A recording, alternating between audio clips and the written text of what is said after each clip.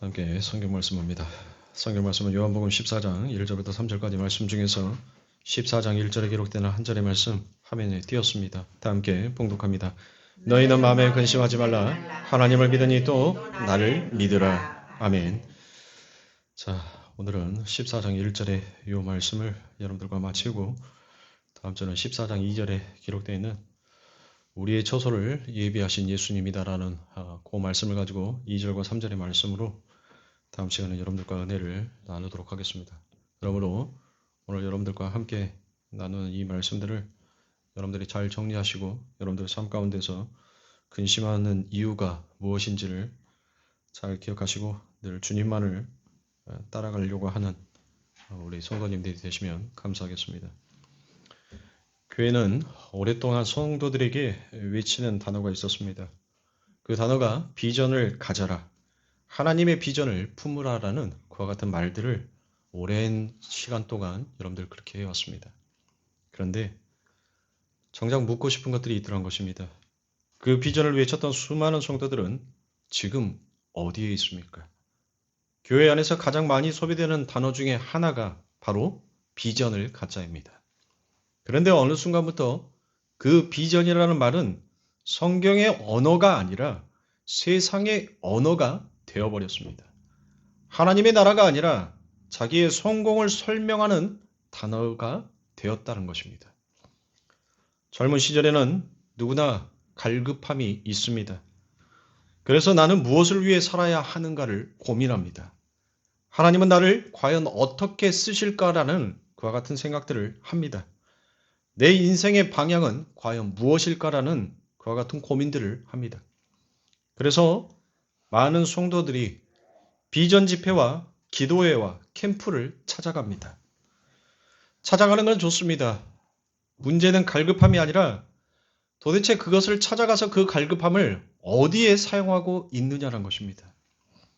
어떤 성도들은 비전 기도를 받기 위해서 집회를 찾아다닙니다. 내 미래를 알고 싶다는 것입니다.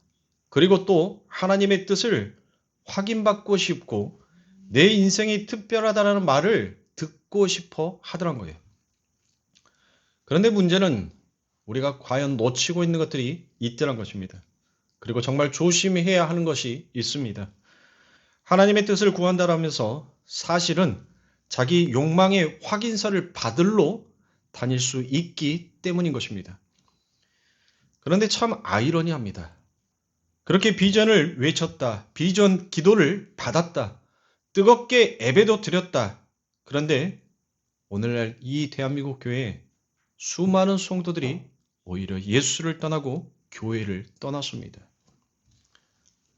하나님의 비전을 품겠다는 사람들이 왜 여러분들 예수에게서 멀어지는 것입니까? 많은 교회들이 이 시대에 이 질문을 피하고 있습니다. 이유는 너무나도 단순합니다. 겉으로는 하나님의 비전이라고 말하고 있지만 그 안에는 말씀이 아니라 탐심이 있었고 십자가가 아니라 성공 욕망이 있었고 예수가 아니라 자기 이름이 있었던 것입니다. 하나님은 말씀하지만 사실은 자기의 꿈을 이루고 싶었던 것입니다. 오늘날 많은 비전은 하나님 나라의 비전이 아닙니다. 종교적으로 포장된 세상의 성공에 오히려 더 가까운 비전일 것입니다. 누구나 다 그 마음 가운데 성공하고 싶고 인정받고 싶고 커지고 싶고 영향력이 있는 사람이 되고 싶어 합니다. 문제는 그 욕망 위에 하나님의 이름을 덧붙일 뿐이란 거예요. 그것은 결코 사명이다라고 말할 수 없습니다. 거룩한 언어로 포장된 탐심이다라고 할 수밖에 없는 겁니다. 하나님의 비전처럼 보이지만 실상은 바알 숭배와 같은 것입니다. 바알 숭배의 본질은 하나님을 버리는 데만 있지 아니합니다. 하나님의 이름을 빌려 내 풍요와 성공을 구하는 것 또한 바알 숭배와 같은 것입니다. 차라리 솔직하게 세상적 성공을 원한다라고 말하는 것이 더 나을 수도 있습니다. 하나님을 이용해서 자기 탐심을 포장하고 사명이라는 말로 자기 야망을 거룩하게 보이게 만들고 비전이라는 말로 외식을 덮치라는 것보다는 오히려 그 편이 덜 위선적이기 때문입니다. 말씀 없는 비전은 사람을 반드시 방자하게 만듭니다. 잠언서 29장 18절의 말씀해 보니 묵시가 없으면 백성이 방자히 행하거니와 라고 그와 같이 말씀합니다. 그러므로 묵시는 성공의 청사진이 아닌 것입니다. 내가 앞으로 무엇이 될지에 대한 인생의 설계도가 묵시가 아니더란 것입니다. 하나님의 말씀을 보는 눈이 바로 묵시인 것입니다. 방자히 행하는 것은 단순히 막 산다는 뜻이 결코 아닙니다. 입으로는 하나님의 뜻을 말하지만 실제로는 자기 생각대로 사는 것이 바로 방자함입니다. 말로는 사명을 말하지만 실제로는 자기 방법대로 움직이는 것을 말하는 것입니다. 겉으로는 거룩해 보이지만 속으로는 자기 욕망이 왕노릇한 상태가 바로 방자함이며 그것이 바로 바알 숭배인 것입니다. 그래서 우리는 다시 성경으로 돌아가야 합니다. 비전을 말하기 전에 먼저 말씀을 말해야 합니다. 꿈을 말하기 전에 십자가를 말할 수 있어야 합니다. 미래를 말하기 전에 먼저 예수를 우리 입에서 말해야 합니다. 성경적으로 비전은 내가 커지는 것이 아니라 하나님을 보는 것이 비전인 것입니다. 성경적 비전은 세 단계로 나누어질 수 있습니다. 그 첫 번째는 성경을 읽는 것입니다. 글자 자체를 보는 것입니다. 두 번째로 성경의 내용을 깨닫는다. 그 글자 너머를 볼 수 있게 되더란 것입니다. 그리고 세 번째로 성경을 통해 하나님의 마음을 본다는 것입니다. 하나님의 마음을 본다는 것은 결국 예수를 보는 것입니다. 먼저는 성경을 읽어야 하고 보고 반복해서 읽고 쓰고 외우며 묵상해야 합니다. 말씀은 한 번 감동받고 지나가는 문장이 결코 아닙니다. 내 생각을 죽이고 내 감정을 정렬하고 내 인생의 방향을 꺾는 살아있는 하나님의 말씀입니다. 처음에는 글자만 보일 것입니다. 그러나 말씀을 반복해서 보면 어느 순간 하나님께서 그 내용을 열어주십니다. 글자 안에 담긴 뜻이 보이고 성경 전체를 관통하는 흐름이 보이고 하나님의 구속사가 보이기 시작합니다. 그때 사람은 성경을 읽는 자에서 말씀 앞에 익히는 자가 되는 것입니다. 그리고 그 말씀의 내용이 열리면 마침내 하나님의 마음이 보입니다. 하나님의 마음이 보인다는 것은 결국 예수를 본다는 것입니다. 성경의 목적은 내 꿈을 응원하는 것이 결코 아닙니다. 성경의 목적은 내 눈을 열어서 예수 그리스도를 보게 하는 것이 그게 성경의 목적입니다. 그래서 요한일서 1장 1절에서도 우리가 들은 바요, 눈으로 본 바요, 자세히 보고 우리의 손으로 만진 바라라고 말씀하고 있습니다.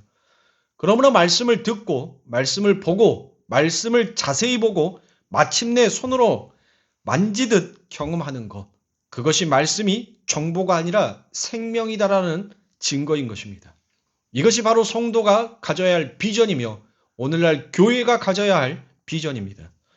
진정한 비전은 모름에서 앞으로 거듭나는 것을 말합니다. 진정한 비전은 어둠에 빛이 들어오는 것을 비전이다라고 말할 수 있습니다. 진정한 비전은 소경이 눈을 뜨는 것입니다. 비전은 내가 무엇이 될 것인가가 아닙니다. 비전은 내가 예수를 보고 있는가의 문제가 거기 안에 담겨져 있는 것입니다. 아브라함은 이삭을 드리러 가면서 단지 모리아 산만 본 것이 아니었습니다. 예수님은 말씀하셨습니다. 아브라함은 나의 때 볼 것을 즐거워하다가 보고 기뻐하였느니라라고 요한복음 8장 56절에 그와 같이 말씀하십니다. 아브라함은 이삭 너머의 어린 양을 보았습니다. 제사 너머의 십자가를 아브라함은 보았습니다. 모리아 너머 갈보리를 아브라함은 보았던 것입니다. 그는 결국 예수를 본 자인 것입니다. 그러므로 사랑하는 성도님들, 여러분들이 교회에 와서 가져야 할 그 비전은 내가 예수를 배웠기 원하이다라는 이 비전을 가져야 합니다. 여러분들이 하나님 앞에 나와서 우리의 재산이 늘어나고 우리의 외형이 바뀌기를 원하는 것이 아닙니다. 하나님은 결코 우리의 재산이나 외형이 바뀌는 것, 그것을 원하는 것이 아닙니다. 하나님은 우리 존재의 자체가 변화되기를 원합니다. 그것이 바로 구원의 힘입니다. 하나님께서는 이 땅에서 여러분들이 부자가 되고 여러분들이 이 땅에서 멋지게 사는 것에 대해서는 조금도 관심이 없습니다.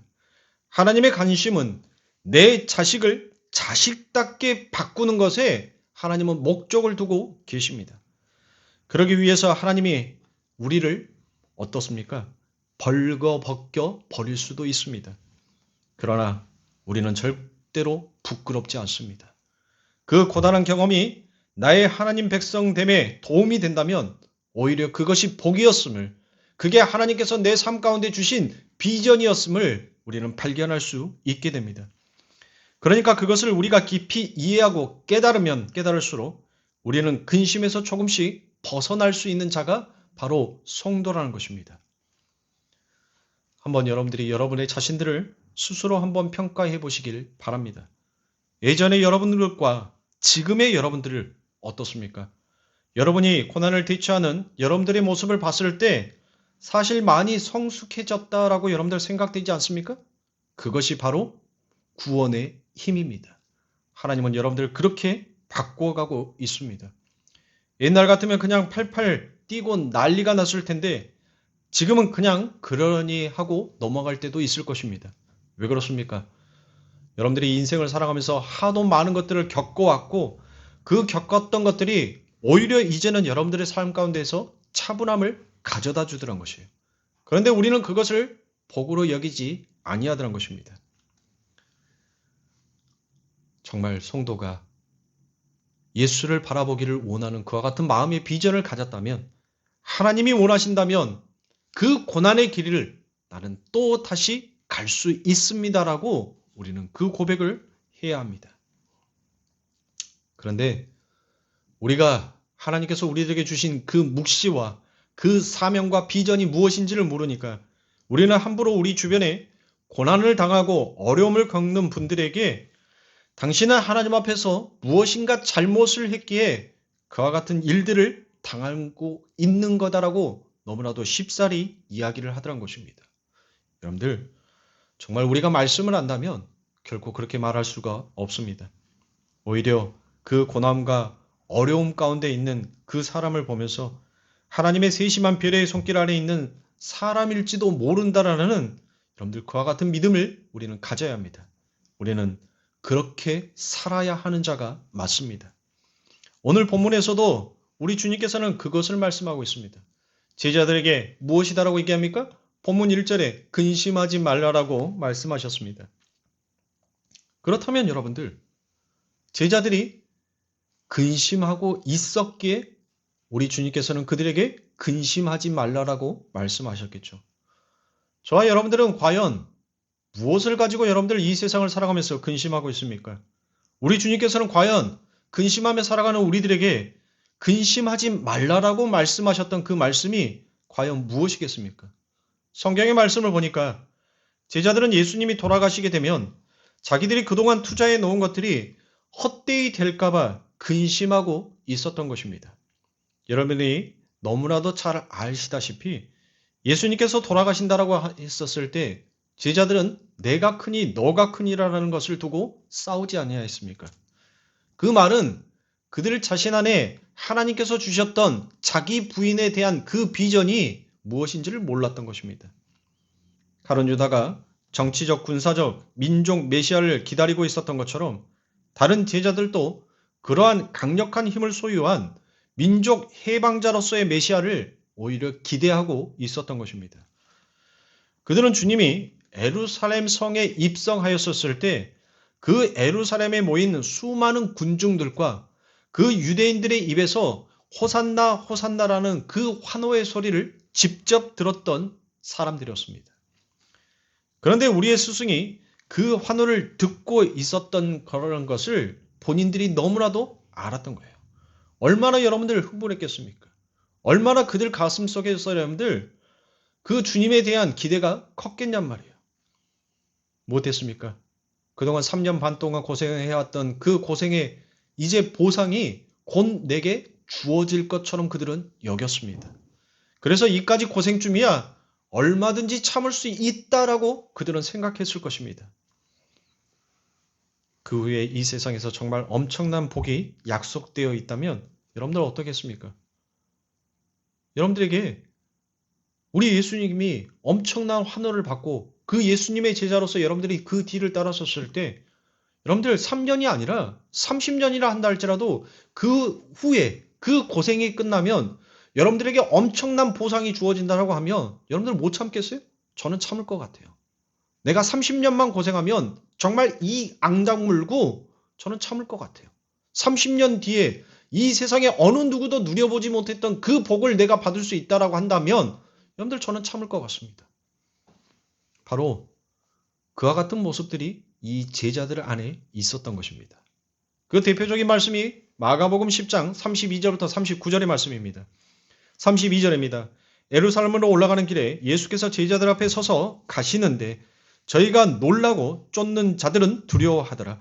이에 다시 12 제자를 데리시고 자기의 당한 일을 일러 가라사대 보라 우리가 예루살렘에 올라가노니 인자가 대제사장들과 서기관들에게 넘기우매 저희가 죽이기로 결안하고 이방인들에게 넘겨주겠고 그들은 능욕하며 침 뱉으며 채찍질하고 죽일 것이니 저는 3일 만에 살아나리라 하시니라 라고 말씀합니다.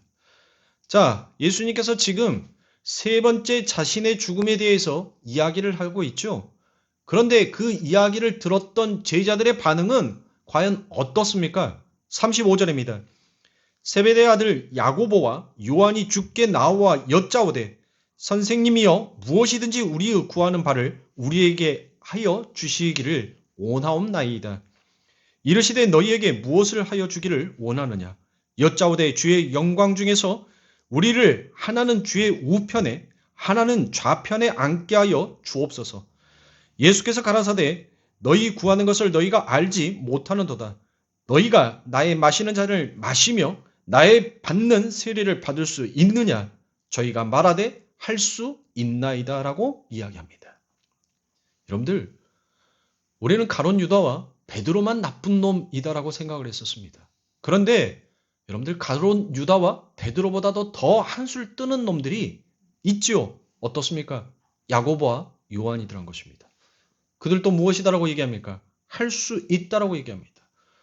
내가 나에 대한 보상만 받을 수 있다면 나는 기꺼이 죽을 수 있다라고 그와 같이 얘기합니다.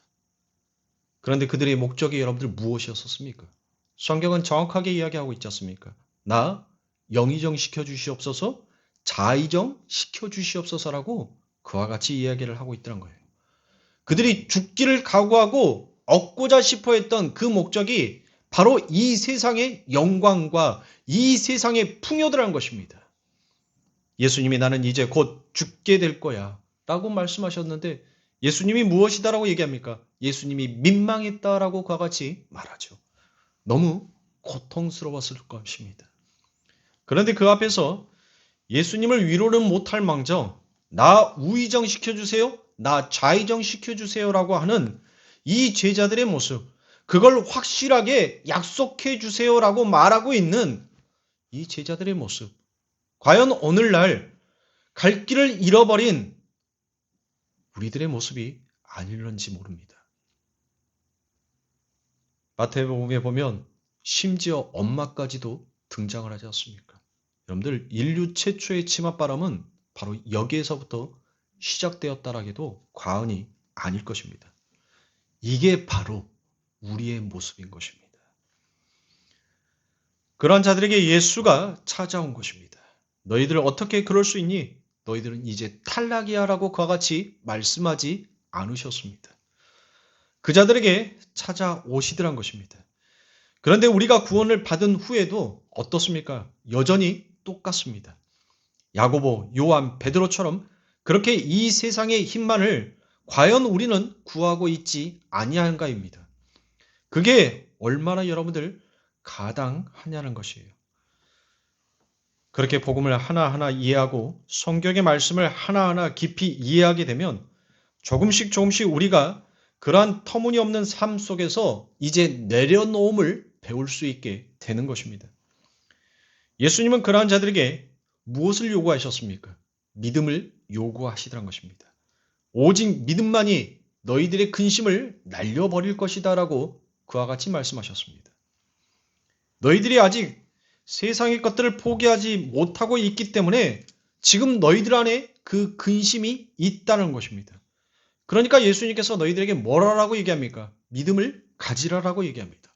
너희 믿음만 가지면 너희가 가지고 있는 그 세상의 근심들은 사라지게 될 것이다 라고 말씀합니다. 그런데 주님께서 그냥 믿음이라고 말씀하지 않았습니다. 무엇이다라고 얘기합니까? 하나님을 믿는 믿음으로 나를 믿으라라고 그와 같이 얘기합니다. 1절에 보니 너희는 마음에 근심하지 말라. 하나님을 믿으니 또 나를 믿으라라고 말씀하지 않습니까? 이 말은 너희가 하나님을 믿는 믿음으로 지금까지 버텨온 것처럼 이제 나를 한번 그렇게 믿어봐라는 그와 같은 말씀인 것입니다. 유대인들은 하나님을 철저하게 믿었던 사람 아닙니까?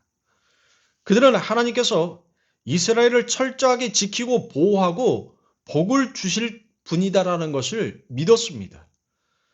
그런데 선민 이스라엘이 그 아버지의 하나님의 보호와 통치함 속에서 놓여 있는 것이 아니라 오히려 로마의 다스림을 받고 있더란 것입니다. 그로 인하여서 그들에게 고통이 찾아온 것이 이만저만이 아니었습니다. 그들은 하나님께서 메시아를 보내셔서 자기들의 압제하고 있는 로마를 박살내고 화려한 다윗 왕국을 풍요로 속에서 다시 한번 재건해 줄 거다라는 것을 믿었습니다. 그들은 그러한 믿음으로 하루하루를 버텨온 것입니다. 너희들이 하나님을 믿고 그런 민족 메시아, 정치적 군사적 메시아를 기다리면서 지금까지 너희들 버텨온 거 아니냐. 그렇다면 내가 이제 십자가에서 그렇게 할 거다라는 거예요. 내가 십자가에서 그 일을 너희들에게 보여줄 거라는 것입니다. 이보다도 더 큰 것을 내가 너희들에게 행하여 줄 것이다라고 말씀하셨습니다. 너희들은 비록 로마라는 그 한 나라에 너희들이 잠시 고통받고 있지만 나는 이 로마가 아니라 영원한 사망으로 너희들이 고통받고 있는 그 노예에게 너희들의 자유와 풀림을 허락하여 줄로 온 자가 바로 나다는 거예요. 그걸 이루기 위해서는 나는 반드시 죽어야 하고 나는 반드시 저 십자가가 세워져야 한다는 것입니다. 그리고 그 일을 이루게 될 것이다라고 얘기합니다. 그러면서 예수님이 뭐라고 얘기합니까? 믿음을 가지라라고 얘기합니다. 나를 믿어보라는 것입니다. 그리고 난 반드시 너희에게로 돌아올 것이다라고 약속하십니다. 너희들이 지금까지 민족 메시아를 기다렸던 그러면서 너희들이 그 수모와 고난을 다 참아낸 것처럼 분명 나는 너희들에게 다시 되돌아올 것을 우리 주님께서는 약속하셨습니다. 그렇게 지금까지 너희들이 하나님을 믿는 것처럼 나를 믿어보라라고 말합니다. 그게 하나님을 믿으니 나를 믿으라라는 그 말씀 안에 담겨져 있는 참된 의미입니다. 사랑하는 성도님들, 우리는 과연 어떤 분을 믿고 있습니까? 성부 하나님, 성자 하나님, 성령의 하나님은 한 분의 하나님입니다.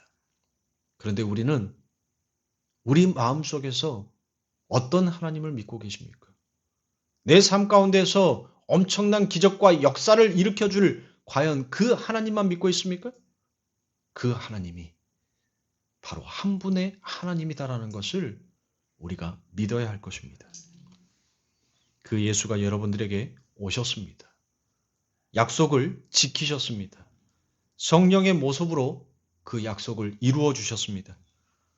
약속을 지키는 거 이게 바로 예수 그리스도 우리의 하나님 아닙니까? 그러면 그 예수님께서 돌아와서 우리들에게 뭘 하시기 위해서 돌아온다라고 얘기하셨습니까? 여러분들 내가 십자가 위에서 죽고 3일 만에 부활해서 내가 너희들에게 다시 올 거야. 내가 다시 너희들에게 왔었을 때 이젠 저 로마를 내가 로마의 압제에서부터 저 로마를 내가 부숴버리고 이제 너희들에게 풍요와 엄청난 다산으로서 그 아브라함의 약속했던 그 번영을 너희들에게 다시 한번 이루어줄게라는 그 말씀을 하지 않으셨습니다. 우리가 다음 주에 살펴보겠지만 그 주님께서는 돌아오셔서 하신 일이 있습니다. 나 있는 곳으로 영접하여 너와 함께 영원한 복락을 누리며 함께 살 것이다라고 그와 같이 말씀하셨습니다. 우리가 이 땅에서 지금 바로 그와 같은 상태다라는 것을 믿어야 합니다. 그런데 지금 그 상태에 우리가 어떻게 도달하게 되었으며 우리가 과연 그러한 자격이 과연 있는가라는 것을 여러분들 우리는 우리의 자신을 말씀 가운데서 되돌아봐야 할 것입니다. 우리 삶 속에서 경험시키기 위하여서 신기루와 같은 근심들을 하나님께서는 어쩌면 허락하셨을 수도 있습니다. 신기루와 같은 것이 실체가 아니라 진짜 실체가 있다라는 것을 하나님은 설명해 주기 위해서 이 세상이 정말 지긋지긋한 세상처럼 여러분들에게 느껴지게 하기 위하여서 수많은 근심과 수모와 고난을 허락하여 주실 수도 있다는 것입니다. 그렇기 때문에 이 신기루 같은 근심들을 밟고 일어서라라고 얘기합니다. 그 풍랑을 일어설 수 있었던 것은 여러분들 뭐였습니까? 바로 믿음이었습니다. 그에게 나타나는 믿음. 베드로는 그 믿음이 무엇인지를 예수만을 바라봤었을 때 그가 진정한 비전이 세상의 것이 아니라 하늘의 것이었었을 때 그는 최초로 그 물 위를 걸었던 사람입니다. 예수님 다음으로 물 위를 걸었던 그 베드로. 우리에게 과연 진정 그 하나님을 믿는 그 예수님을 믿는 그 믿음이 우리들에게 있냐는 것이에요. 세상은 우리에게 풍랑과 홍수로 계속해서 공격해야 될 겁니다. 우리가 물 위를 걸으신 예수 안에서 여러분들 우리는 구원받은 자가 맞지 않습니까? 그렇다면 우리도 이 세상에서 우리를 덮치기 위해서 오는 그 풍랑과 홍수를 능히 밟고 일어설 수 있는 능력 또한 우리에게는 있는 것입니다. 그러니까 우리가 그 풍랑 속에서 여러분들 같이 헤매면 안 됩니다. 우리는 그 풍랑을 보고 꾸짖고 그 풍랑을 딛고 일어서야 합니다. 왜 그렇습니까? 왜 그 풍랑을 우리는 딛고 일어설 수 있습니까? 그것이 실체가 아니라 신기루였다는 것을 우리는 알기 때문입니다. 이 세상에서 여러분들에게 오는 그 모든 것들이 실체를 알게 하기 위한 한낱 아지랭이와 같은 신기루였다는 것을 여러분들이 아셔야 합니다. 곧 있으면 이제 여름이 됩니다. 길거리가 되고 차 위가 되면 아지랭이가 필 것입니다. 여러분들 땅바닥이 뜨거워서 아지랭이가 피는 것은 아닙니다. 그 뜨거운 태양이 있기 때문에 여러분들 아지랭이가 피는 것입니다. 여름에 여러분들 태양이 지구에 가까이 있어서 여러분들 뜨거운 것이 아닙니다. 여름이 되면 가장 그 태양과 거리가 멀어집니다. 멀어지는데 여러분들 뜨겁습니다. 그렇죠? 겨울은 왜 춥습니까? 태양이 지구와 굉장히 가까이 있습니다. 그런데 겨울은 춥습니다. 뜨겁고 차갑고의 우리가 생각하고 있는 그 사고의 개념이 아니더란 거예요. 이렇게 세상은 여러분들 우리들에게 달콤한 유혹을 던집니다. 태양이 멀리 있으니까 너희들은 시원할 거야 라고 하지만 여러분들 시원하지 않다는 것입니다. 태양이 가까이 있지만 여러분들 너희는 태양이 가까이 있으니까 너희는 따뜻할 거야 하지만 실질적으로 우리에게는 따뜻함이 없더란 것입니다. 그러니 우리는 이 신기루 속에서 실체를 볼 수 있어야 하는 자가 바로 성도라는 것입니다. 그래서 우리들에게 주님께서는 믿음을 가지라라고 얘기합니다. 그건 신기루에 불과한 거니까 그거에 속지 말라는 것입니다. 그렇게 사망은 우리를 지옥으로 끌어당기기 위하여서 모든 괴력과 곤모술수를 통하여서 우리를 넘어뜨리기를 원합니다. 우리를 바닷물에 빠치기를 원하더란 것입니다. 그 신기루에 붙잡혀서 실체를 보지 못하게 하는 것이 여러분들 바로 대적인 것입니다. 그러므로 사랑하는 성도님들, 우리의 능력과 우리의 힘이 이 사망을 끊어낸 것이 아닙니다. 바로 내 안에 계신 그 성령이 우리들에게 그 약속을 허락하시고 그 약속을 신실하게 지키신 우리 아버지가 그 신기루를 볼 수 있는 눈을 열어주셨습니다. 그 사망을 짓밟을 수 있는 그 구원의 능력과 힘을 우리들에게 허락하신 것입니다. 그러므로 여러분에게 그 믿음이 있냐라는 것입니다. 예수님께서 묻고 계십니다. 너희에게 그만한 믿음이 있느냐? 그렇다면 우리가 근심할 이유가 있겠습니까? 없겠습니까? 없습니다. 그런데 우리는 그런 믿음이 없습니다. 그래서 우리들의 삶 가운데 예수가 필요합니다. 하나님의 말씀이 필요합니다. 그래서 우리는 기도합니다. 그리고 말씀을 묵상하는 것입니다. 본문 2절의 말씀처럼 이미 우리가 가야 할 곳이 예수님에 의해 준비가 되어져 있지 않습니까? 그리고 하나님에 의해 우리가 그리로 끌려가고 있지 않습니까? 그런데 그곳은 우리가 상상할 수도 없는 좋은 곳이다라고 이야기합니다. 우리는 그 나라를 이 땅에서 조금씩 맛보기도 하면서 살아갑니다. 그런데 그 무엇이 우리를 여러분들 근심케 할 수 있겠습니까? 여러분들 어떠세요? 여러분들 다른 거 생각하지 마시고 지금 여러분들의 마음은 과연 어떻습니까? 정말 그 나라를 생각하면 정말 행복하십니까? 그 아버지 하나님의 말씀과 그 나라를 생각하시면 여러분들의 산처럼 쌓여있던 태산같이 높은 그 근심이 여러분들 한낱 모래알처럼 부서집니까? 그것이 부서지지 않는다면 말씀으로 돌아가십시오. 그리고 하나님을 믿으십시오. 그 하나님이 태산과 같은 그 근심을 무너뜨릴 것입니다. 밟을 것입니다. 우리가 하나님의 말씀을 믿으면서도 근심하는 것은 그것을 내 마음속에서 내려놓지 못하기 때문입니다. 여러분들 그걸 내려놓을 수 있는 믿음을 우리 주님께서 허락하셨습니다. 그러니 내려놓으십시오. 이 문을 나가서 자동차 키를 딱 여는 순간 여러분은 어떻습니까? 또다시 근심에 빠질 것입니다. 여러분들이 하나님의 말씀을 듣고 난 다음에 저 문을 열고 집으로 걸어가는 그 길 가운데서 한 걸음 한 걸음 뛸 때 무섭게 달려오는 그 자동차에 의해서 또 근심하게 될 것입니다. 더욱더 진실함과 성실함이 여러분들 우리들에게 필요합니다. 그것이 바로 예수 그리스도의 이름입니다. 그분의 이름을 부르면서 우리는 전진하는 것입니다. 분명히 지금 이렇게 하나님의 말씀을 들었을 때 그 근심이 눈처럼 여러분들 가운데 사라짐을 우리는 경험했습니다. 그리고 또한 경험하셔야 합니다. 그런데 또다시 거기에 빠진다는 것은 우리가 신기루에 자꾸 잡혀 있다라는 그와 같은 뜻인 것입니다. 그 신기루를 말씀으로 예수 그리스도의 이름으로 여러분들은 물리칠 수 있어야 합니다. 지금 여러분들은 분명히 맞아. 우리에게 소망이 있고 보이지 아니하는 하나님이 나와 함께 계시는데 내가 무슨 근심을 더 하리요라고 여러분들 그와 같이 생각하실 겁니다. 맞습니다. 여러분들이 그렇게 하나님을 소망하고 그 하나님을 바라봤었을 때 여러분들의 근심이 내려져 있기 때문에 여러분들은 그와 같은 다짐을 할 수 있었던 것입니다.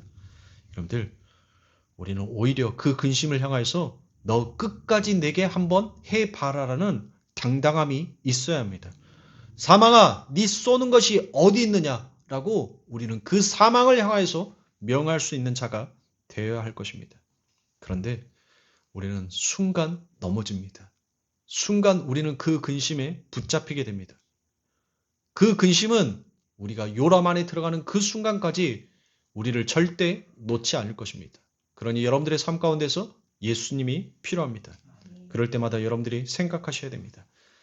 아니구나. 이건 조금 전까지 파도처럼 없어질 건데 왜 나에게 다가오고 있는가라고 여러분들은 그 모든 것들을 쳐내실 수 있어야 합니다. 그래서 열심히 기도하셔야 되고 열심히 여러분들이 하나님의 말씀을 공부하셔야 됩니다. 그리고 또 교회에 모이기를 힘쓰셔야 됩니다. 그렇지 아니하고서는 여러분들의 힘으로는 절대로 이 세상을 이길 수 있는 재갈이 없습니다. 여러분의 애굽에서 꺼내는 순간 가나안이라는 정해진 목적지를 향하여서 움직이도록 자동 설정이 되어 있는 자입니다. 마치 강철이 자석에 의해서 불가항력적으로 여러분들 끌려가는 것처럼 하나님께서는 우리를 그렇게 끌고 가는 거예요. 그 끌려가는 길에 하나님이 여러분들에게 허락하신 것이라면 여러분들을 죽이려고, 여러분들을 때리려고 하나님께서 그것을 허락하신 것이 아닙니다. 하나님의 비전은, 하나님의 목적은 여러분들을 진정한 하나님의 자녀 만들기에 있다는 것을 잊지 마십시오. 우리가 결코 미워서가 아닙니다.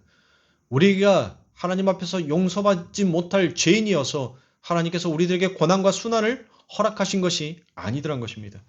하나님께서는 오직 우리를 당신의 자녀 만드는 그 목적을 설정해 두시고 그렇게 우리를 끌고 가십니다. 여러분 중도에 그냥 포기시키려고 여러분들을 그렇게 힘들게 한 것이 아니란 것입니다. 분명 우리들의 삶에 유익이 되게 하기 위하여서 하나님께서 우리보다 더 슬퍼하시고 가슴 아파하시면서 우리들의 삶 속에 그 모든 것들을 먼저 허락하셨다는 것을 잊지 마십시오. 우리는 예수님이 당하셨던 그 고난보다도 이 세상에 더 큰 고난을 당하지 않았습니다. 예수님처럼 그와 같은 처참한 삶을 우리는 살아보지 않았습니다. 우리는 그렇게 맞아보지도 않았고 그렇게 아파보지도 않았습니다. 우리 주님께서 먼저 아프셨습니다. 그리고 그 모든 것들을 허락하신 것입니다. 그러니 우리 사랑하는 성도님들 잘 참으시기 바랍니다. 여러분은 지금 아버지의 세심한 간섭과 배려하에 여러분들은 가나안을 향하여서 끌려가고 있다는 것을 아셔야 합니다.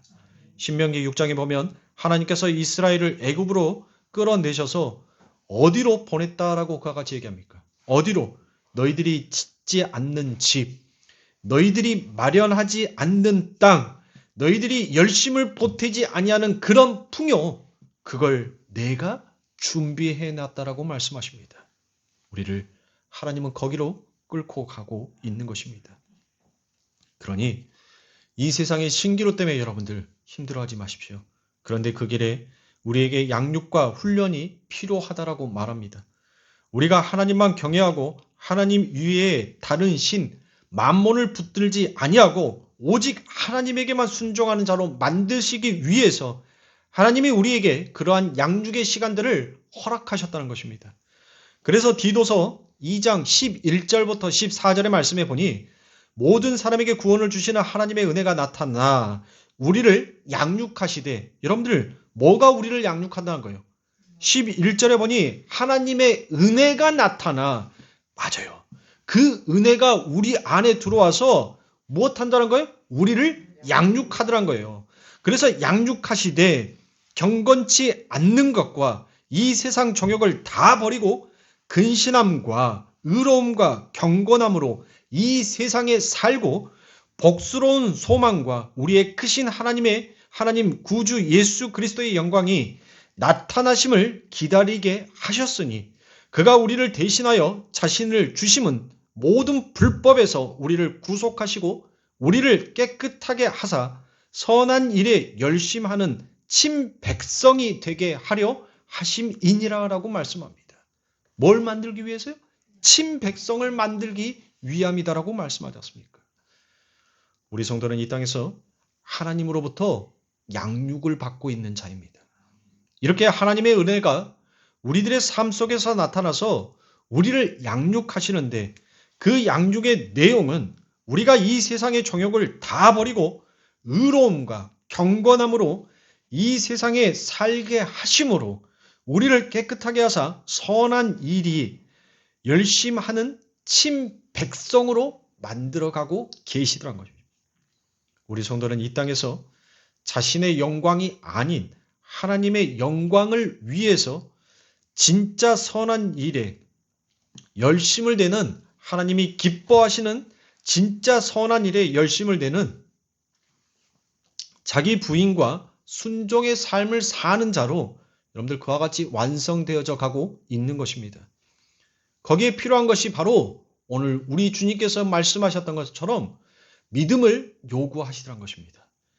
보이지 아니하는 하나님의 나라와 하나님의 통치를 기꺼이 받아들일 수 있는 하나님 나라의 친백성이 되게 하기 위해서, 친백성이라는 것은 구별된 백성이라는 거예요.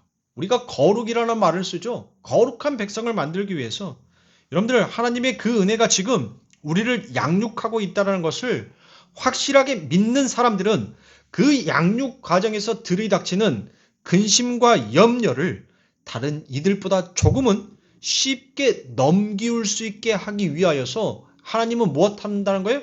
그 하나님의 은혜로 우리를 양육하고 있더란 것입니다.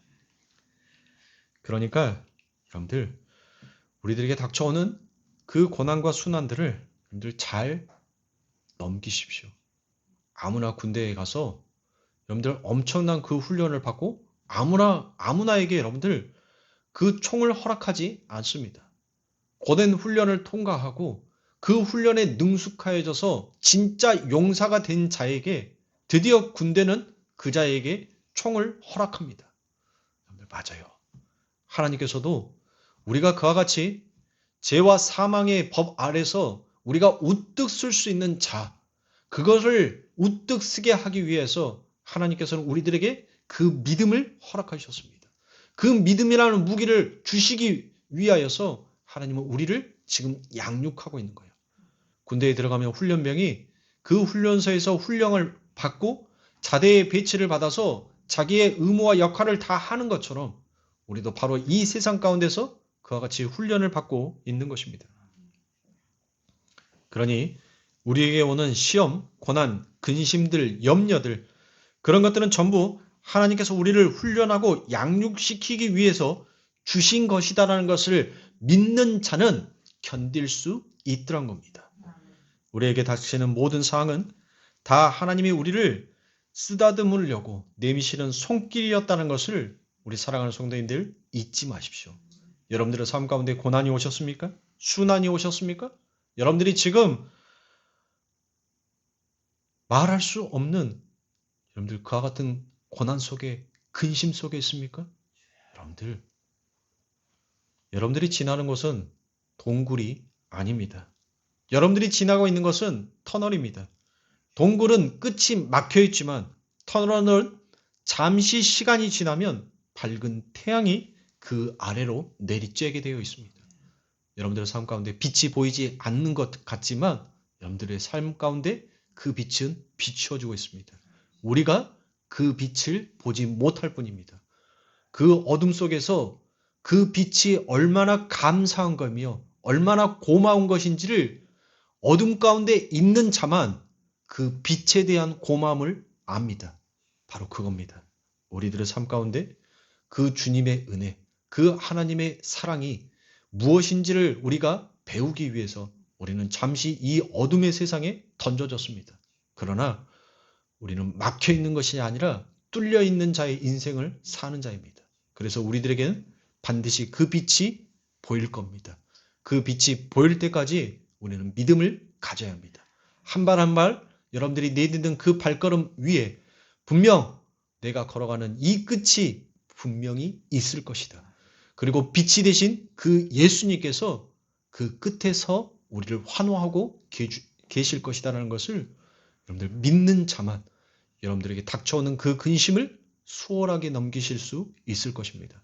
그러니 우리 성도님들, 우리 주님의 사랑을, 우리 주님이 우리를 아버지 하나님의 자녀 만들기 위해서 쓰다듬고 내미시는 그 손길을 여러분들 이 힘들고 고단한 세상들을 살아갈 때마다 잊지 마시고 그것에 대한 소망으로서 더 담대하게 웃을 수 있는 우리 성도님들이 되시길 주님의 이름으로 축원합니다.